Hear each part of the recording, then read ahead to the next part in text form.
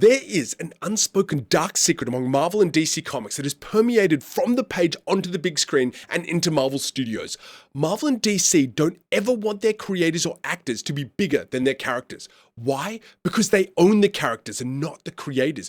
Creators and actors leave, but characters don't, unless you're stupid enough to sell them off because you went bankrupt. This is a tremendous idea. What makes a great character?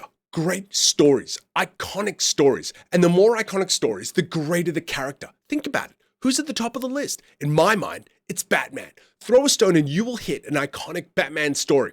The Dark Knight Returns, Year One, The Killing Joke, Arkham Asylum. My God, there's seriously too many to list. Next, maybe Spider-Man. Below him, Wolverine. Then the X-Men.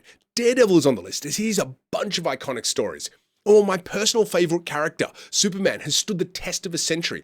How many iconic stories does he have? Not as many. Although I'm throwing my hat into the ring with my Superman-inspired story, The Last Sun. But here's the irony. The comic companies realized you only get those iconic great stories from great creators. And here's the problem. If the character doesn't consistently get great stories, their value starts to wither and they begin dropping down the totem pole. You know, it all makes sense now. You need these great comic book writers and artists.